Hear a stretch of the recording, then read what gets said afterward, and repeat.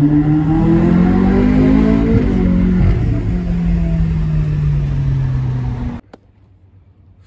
bah salut les gars, j'en perds mes mots, je sais même plus quoi dire. On ouvre le bal avec une Ferrari California, présentée par David. Bonjour. Voilà, juste parenthèse, merci au mec qui fait l'herbe, c'est pas grave. Les gars, abonnez-vous, mettez la cloche de notification, c'est super important pour voir les vidéos qui vont sortir. Voilà. David, on t'écoute. Moi c'est David, donc petite présentation de la California. C'est un petit modèle de 2009. C'est un V8 4.3 460 chevaux, atmosphérique, la version avant la T, 90 000 km. Pas de soucis particuliers à déplorer. Maintenant, ça reste une Ferrari, donc ça reste capricieux par moment. Voilà, tout ce qui est instrumentation, électronique, boîte de vitesse, ça peut se montrer un petit peu capricieux par moment. Ensuite, on a qu'est-ce qu'on a en option? On a un toit amovible, donc ça, là-dessus, c'est la marque qui veut, c'est le modèle qui veut ça. Option plus, on a les jantes diamantées en 20 pouces. Ouais. De toute façon, on fera le tour gentiment. Voilà. Et puis, après, moi, je voulais que tu te présentes très rapidement. Juste pour expliquer aux gens que à 35 heures en France, ça paye pas. Voilà, 35 heures. Ils comprennent bien que double travail, carrossier la journée et puis routier la nuit. Donc, voilà.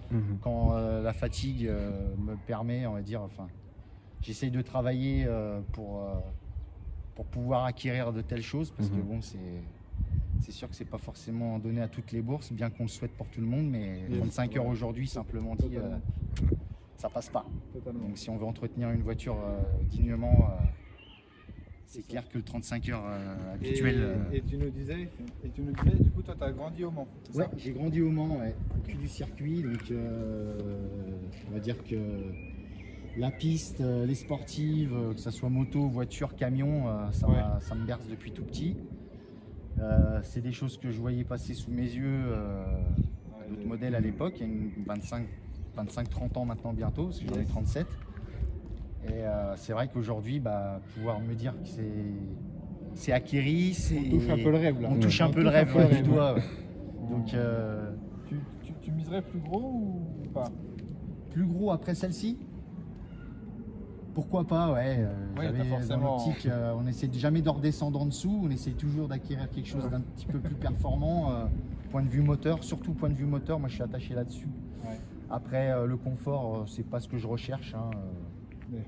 J'avais une Panamera avant, là on a vraiment un navire avec toutes les options qui vont bien, là-dessus c'est pas ce qu'on recherche. Donc pour rester sur on va dire sur une catégorie de sportive, les Ferrari sont très belles. Tu resterais dans la gamme Ferrari ou pas? Ouais, Ferrari me plaît bien. Ferrari me plaît bien. Après les Lamborghini aussi, une petite Huracan, ça serait pas mal aussi. Une Huracan, après si le rêve. En tout cas, on te le souhaite dans prendre réalité, ça serait bien. Même si mise à jour Huracan, moi je te le souhaite en tout cas. Merci, je vous le souhaite aussi. C'est gentil. On fait un peu le tour de la caisse parce que là, tu prends ton temps, les gens veulent qu'on prenne leur temps, on prend le temps. Frein céramique. Voilà, donc là-dessus c'est une option de série, c'est pas une option rajoutée, frein acier, ou c'est option d'origine céramique. Et prends le temps, le logo. Voilà, les logos sont aussi une option, mais souvent les passionnés. Tu le vois au fait qu'elle est incrustée, c'est ce qu'on disait tout à l'heure. C'est une céramique, c'est de la céramique aussi ça. C'est pas juste un vulgaire autocollant ou un vulgaire badge en plastique. Enfin, si je me trompe pas, c'est de la céramique, c'est ce qui me semble. Le petit Clio Fiat. Voilà, c'est ça. Impeccable. Voilà. On a un petit peu d'Alfa, on a un petit peu de Fiat là-dedans. Après, pour les intérieurs, ça reste. La porte, elle est stock. C'est stock. Voilà, c'est assez stock. Maintenant, c'est quand même un petit peu plus poussé quand même niveau finition. Il y a une époque, c'était un vulgaire câble pour ouvrir les portières. On mise sur le toit aussi. On mise sur le toit, donc c'est beau, mais il ne faut pas chercher trop la finition. Le petit seuil de porte, celui-là, faut pas le louper. Et moi, je me pose la question, du coup, ta capote, ça c'est couleur origine? Non, c'est un covering qui a été posé par l'ancien propriétaire. Moi, j'ai fait une ablation sur les montants, je l'ai enlevé parce que je trouvais que ça faisait un petit peu trop noir sur le dessus. Ouais, il avait fait les montants avec. Moi, je l'ai juste découvert des montants. Donc là, les montants, je me répète, mais c'est pour le temps. Là, les montants étaient en covré. Ouais, c'est ça. Voilà. Ouais, c'est vrai que là, ça prend tout son charme. Je trouvais que ça. Surtout quand elle est décapotée. On garde tout le rouge, quoi. Une fois qu'elle est décapotée, on voit plus du tout de covering. On va faire l'arrière gentiment.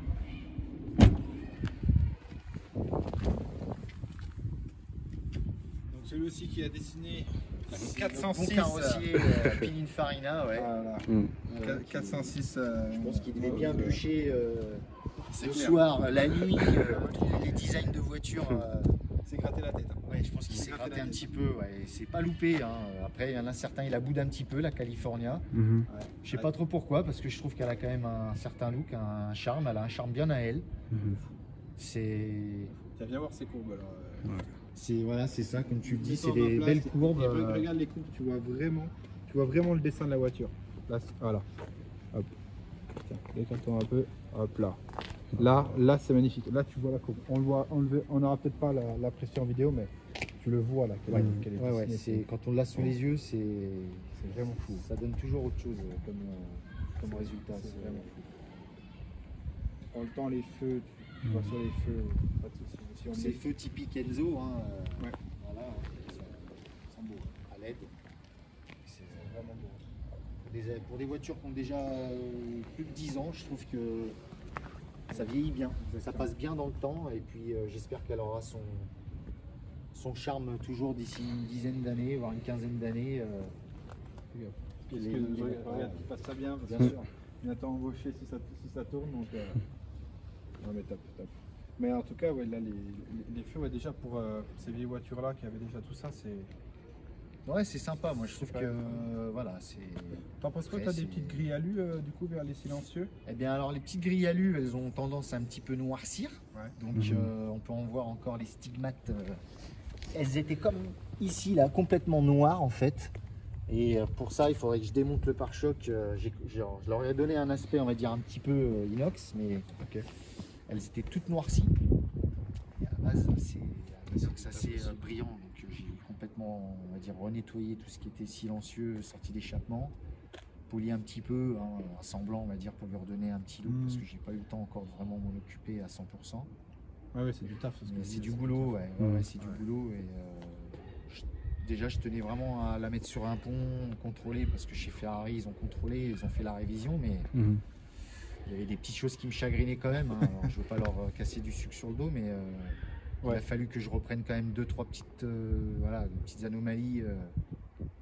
Quelque chose de. Coucou à Ferrari. ouais, bon, je veux pas les. Voilà, je veux pas casser du sucre sur le dos. Hein, ça reste quand même le diffuseur, tu vois vraiment quand tu te baisses, tu vois vraiment l'inclinaison du diffuseur. Ils ont une petite maladie, les diffuseurs, hein, c'est qu'ils ont tendance à gondoler avec la chaleur. Ils gondolent en fait, donc moi je les ai refixés, j'ai revissé avec des vis de taille à ce que ça traverse pas derrière en fait. Voilà, pour fixer complètement, parce qu'en fait là il était complètement ajouré et j'avais un espèce de bâillement ici, c'était pas beau, ça se voyait pas plus que ça, mais je trouvais pas ça très esthétique vu d'en dessous. Parce que c'est beau de loin, mais il faut que ça soit beau de près ici. On peut ouvrir juste à l'arrière et regarder le travail que tu as fait. La voiture elle est neuve, elle est neuve.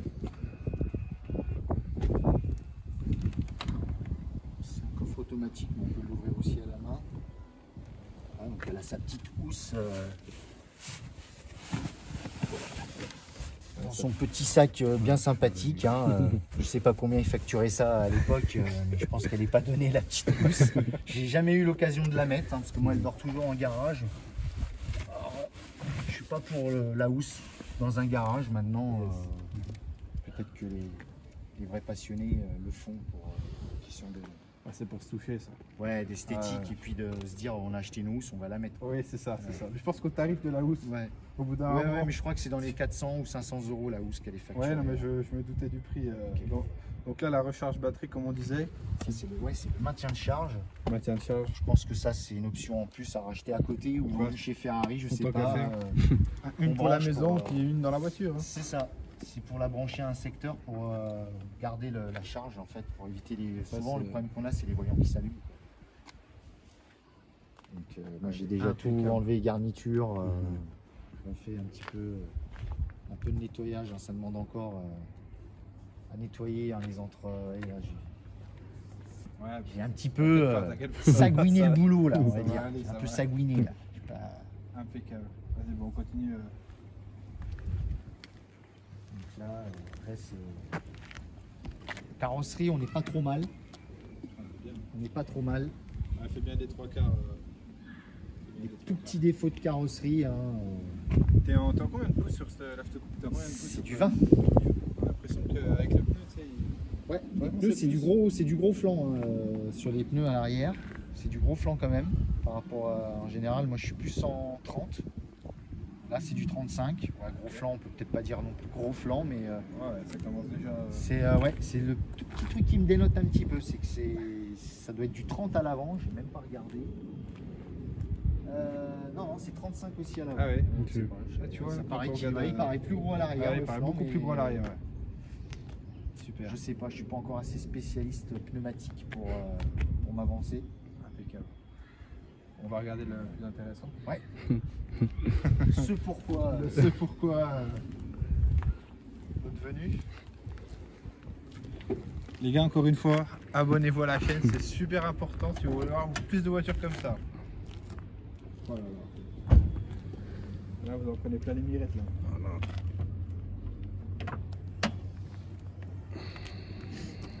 Voilà la bestiole. J'en reviens pas du boulot de la fatigue. Bon, c'était essentiellement du nettoyage et puis de l'ajustement de plastique. Après, ça va, elle a été quand même relativement bien entretenue. Il n'y a pas à se plaindre. Oui, tu trouves quand même que l'ancien propriétaire en a quand même pris pourtant elle en a eu 4. Hein. Moi je suis le 5e. Je suis le 5e propriétaire. Bon, il y en a pour qui c'est rédhibitoire, mais je ne vois pas pourquoi, parce que souvent j'ai des amis qui ont ce type de véhicule et ils les gardent 6 mois, 1 an, ils les vendent. Donc une voiture qui a 10, 13 ans, 5 propriétaires, je trouve pas ça excessif en fait. Tous les 10-15 000, on y arrive. 5 propriétaires quand même. Ouais, assez soigneux quand même, je pense. Il y a un garage qui l'a eu. Ce même garage, il me semble que j'ai vu sur l'historique, il l'est vendu à lui après, en tant que particulier. Ok. Donc ça c'est. Je suis le 4e réellement, je suis le 4e propriétaire. Ouais, après voilà, il a lâché la boîte. Oui, je comprends. Ouais. Okay. Donc après, bon, c'est un petit moteur sympathique. Voilà. Qui mériterait un petit peu que la maniaquerie passe là-dedans. Un petit peu, hein, mais. Vas-y, repasse, prends le temps. Parce que vu qu'en plus on nous dit qu'il faut prendre plus le temps, alors vas-y, là on peut là. Parce que là tu voulais faire quoi?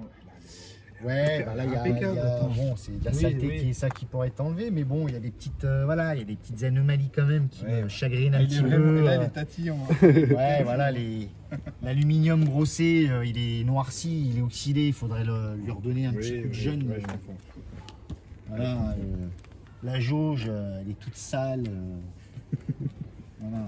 Bon, on est maniaque, hein, après. Les maniaques, on l'est pas dans tous les cas. Quand une voiture comme ça, tu peux passer du temps dessus pour la nettoyer. Pour moi, c'est l'aspect d'une voiture, ça passe par ça en fait. C'est vraiment la finition, le détail. C'est comme je dis toujours, c'est le diable se cache dans les détails, quoi. Et les détails font tout surtout. Les détails font tout surtout. La finition, le détail de près. Ça. Surtout moi en carrosserie, on le voit tout de suite, quoi. C'est beau de loin, mais quand on arrive de près, des fois c'est un carnage. Ouais, c'est ce que tu me l'expliquais tout à l'heure. Si on ne prend pas le temps de faire correctement les éléments, démonter, proprement fait, les finitions, même qu'ils ne se voient pas, hein, même que ça soit derrière, on se retrouve après avec des petits problèmes d'aspect visuel. Tu apprends là comme ça avec les deux capots ouverts. Ça peut sur l'intérieur gentiment. Après, on peut la décapoter hein, si vous voulez.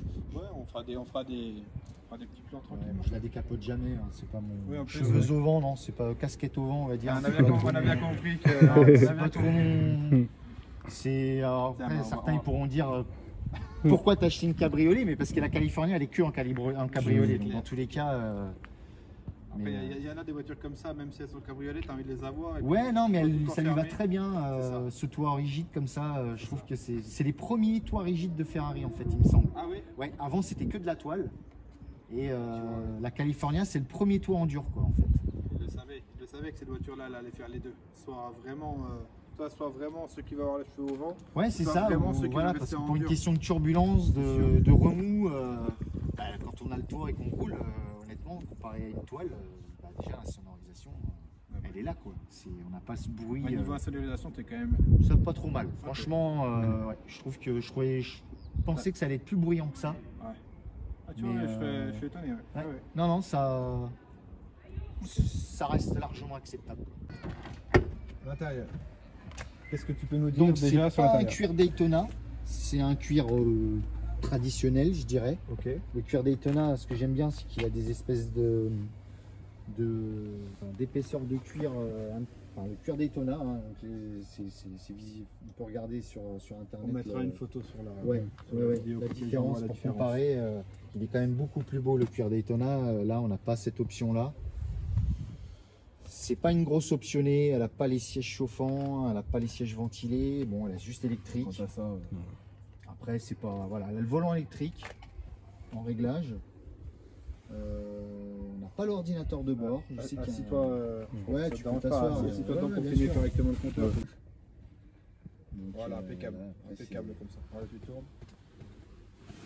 J'ai noirci un peu le volant, j'ai repeinté. Ouais, tu as passé quand même un petit peu. Ouais. Les pare-soleils, c'est de l'Alcantara. Ils étaient complètement décolorés avec le soleil. J'ai repassé de la teinture dessus, une teinture à capote. Ok. Donc ça a permis de leur donner un beau noir. La teinture à capote, ça va y aller ça. Ça fonctionne très bien. Franchement, ça fonctionne très bien. Ça ne laisse pas sur les doigts. Le petit volant avec le magnéto là pour le réglage confort, sport. Et puis là, full, on enlève toutes les sécurités. Donc, je sais que dessus il y a une option aussi, pas sur ce modèle là, mais qui a été vendue, c'est les suspensions un peu type Magnetic Ride comme chez Audi. Ok. Alors, elle ne l'a pas. Ok. Voilà, donc, c'est quoi comme boîte? Je t'ai pas demandé du coup. C'est une boîte F1. Ouais, c'est ce que je me disais. Voilà, double embrayage. Tiens, refile la boîte. Donc là, juste là, les trois. Voilà. Boîte F1 avec les palettes au volant. C'est pas compliqué. Pas de séquentiel ou quoi, c'est automatique ou manuel avec les palettes. Quoi. Ça et le compteur jaune qui est en option. C'est une petite option, jaune ou rouge, il me semble. Jaune ou rouge, ok. Voilà. Impeccable. Donc, impeccable. Voilà, ça demanderait encore des finitions, une petite intache sur le cuir, une petite remastiquée.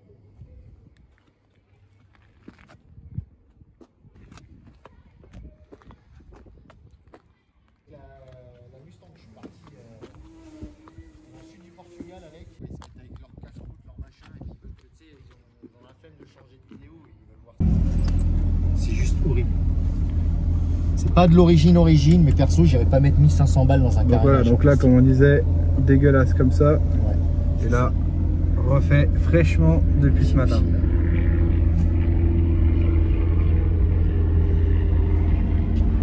Impeccable.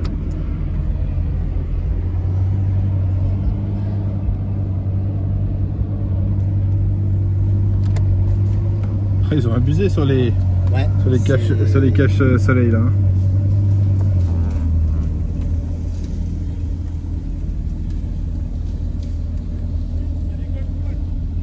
Ah oui. Très important. J'ai mis la main dessus, j'ai vu que c'était ça, donc ça m'a largement rassuré depuis que je sais que c'est ça. Et c'est un bruit normal. On t'entendait quand même là. Ouais, j'avais peur.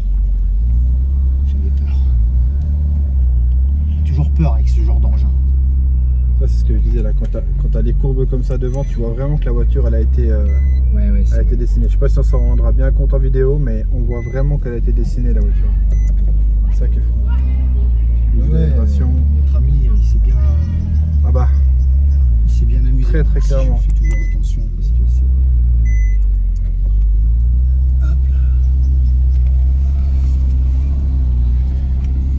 Alors du coup, ce que je te disais, toi c'est pas ton délit, hein. C'est vraiment la voiture. Oh, oui, c'est la voiture plaisir. Vraiment, je la sors vraiment très peu. Ça peut m'arriver de faire 200 km comme ça pour aller à un endroit particulier, mais c'est vraiment la cool. C'est vraiment le plaisir de l'avoir sous les yeux dans le garage, bosser dessus et voilà quoi. Je vois. Bon, du coup, est-ce qu'on peut parler un peu conso sur cette voiture malgré tout? Alors la conso, j'ai pas d'ordinateur de bord clairement qui me dit ce que je fais. Ok. Mais au vu du plein, au vu de, alors j'ai pas calculé, mais on doit tourner autour des, je dirais en extra urbain, on doit tourner en 13 litres. Entre 10 et 13 quoi, ça dépend de, voilà. J'aurais pensé pour un moteur comme ça. Un peu plus. Ah ouais, beaucoup plus même. Plus. Sans taper dedans après. Hein. Oui, bien sûr. J'ai jamais tapé dedans réellement, c'est pas mon état d'esprit, mais qu'est-ce que vraiment ça consomme? Je pense que oui, si on vient vraiment titiller le V8, on va tourner autour des 20 litres. Si on titille vraiment sur circuit. C'est parce que je me disais, ouais. C'est pas une pistarde, hein, ça reste une GT. Oui, il faut se dire qu'il faut se mettre dans l'idée que ça reste une GT. Hein, ouais, c'est une GT. Donc de ce fait, il n'y a pas de. Top. C'est. Chacun, ça, je pense que ça va être la conduite de chacun et la conso elle va se ressentir en fonction de chacun.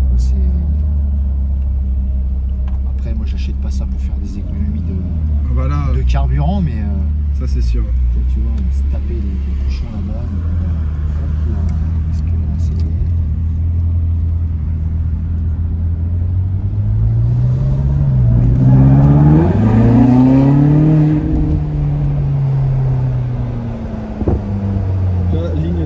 Bien évidemment. Oui.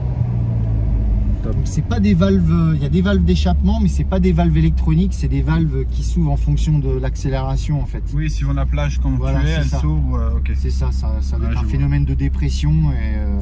Je vois. C'est quand même sympathique. Hein.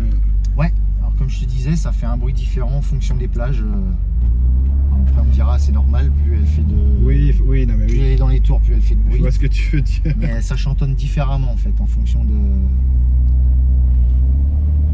Et donc du coup, juste pour faire court, avant que tu aies plein de critiques en commentaire, donc, tu peux nous faire un listing de ce que tu as eu comme véhicule avant celui-là?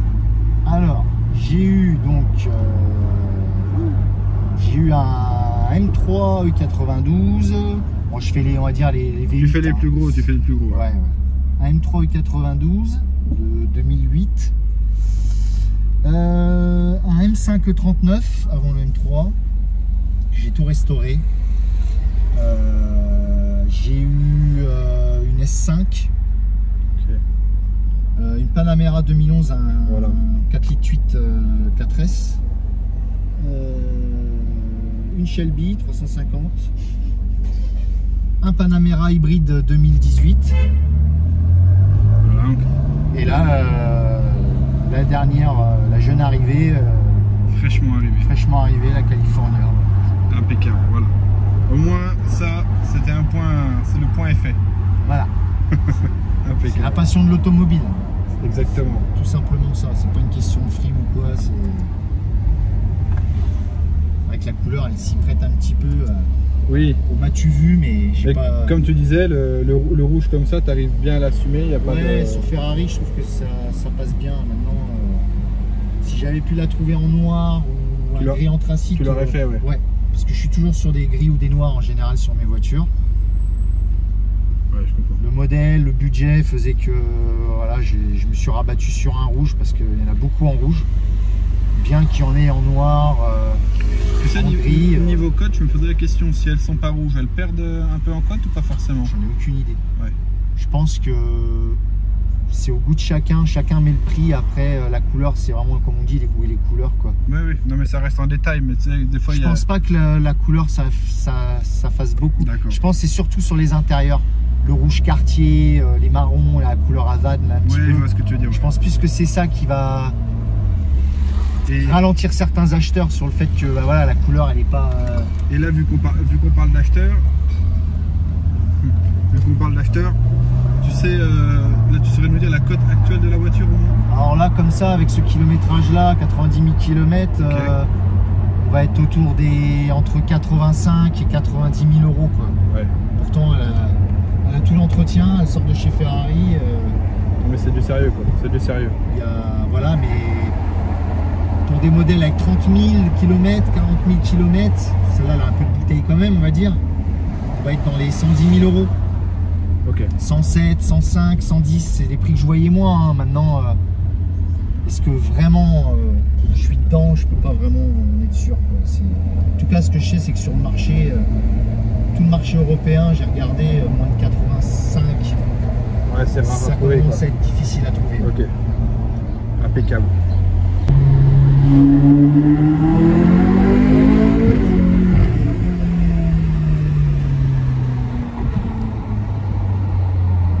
Tu vois, ça répond quand même. Oui, ça répond, on les sent. Le son, il est complètement différent, quoi. Après, c'est... Bon, bah, c'est la ville, hein. Ouais, c'est la ville. C'est délicat ici de faire vraiment un test. Bon, du coup, on te remercie. Petit mot de la fin. Un 35 heures, ça ne paye pas, les gars. Ça ne paye vraiment pas pour avoir ça. Ne pensez pas je ne sais quoi. Ouais, non, il n'y a que le boulot. C'est vraiment, il n'y a que le boulot qui m'a permis d'acquérir ça. Après, on n'est pas non plus dans l'excès, hein. On n'est pas dans des voitures à 500 000 euros non plus, quoi. Mais pour moi, c'était jeune gamin que j'étais, c'était inespéré. Tu me parlais de ça il y a 15 ans en arrière. Pour moi, c'était il y a 15 ans, c'était à la rigueur le M5 que j'ai acheté au rabais pour refaire complètement. Parce que déjà à cette époque-là, j'avais pas les moyens de me payer des voitures comme ça. C'est ça. Il faut les acheter, mais on peut les acheter, mais il faut savoir les assumer derrière aussi. Il ne faut pas vivre dans un rêve. 35 heures, on est bien d'accord. Merci à toi d'avoir ouvert le bal en tout cas. J'espère qu'il y en aura plein d'autres. Bah ouais, je vous le souhaite. Hein, et puis que ça ouvre des portes et puis que ça vous mène bon vent et clairement. Que la voile vous mène. Et bon, c'est clair, on va voir de quel côté, mais... Ouais, mais du bon sens, ouais, je pense en tout cas, très bon échange, moi je regrette pas, donc les amateurs n'hésitez pas, c'est une équipe sérieuse, il n'y a aucun souci. Impeccable, il n'y a aucun problème. Impeccable. Et nous on te revoit avec tes Huracan du coup. Peut-être. Hein? Peut-être. Ça serait bien. Ouais, ça serait bien. Ça serait bien. Au-delà du rêve, quoi. Ouais. Il va falloir que je me coupe en deux pour faire un deuxième 35 heures, un troisième 35 heures pour pouvoir acquérir, mais s'il faut, on le fera. Pour la passion, on est prêt à plein de choses. C'est clair, c'est clair. C'est clair. Impeccable. Merci à toi encore une fois. De rien, merci.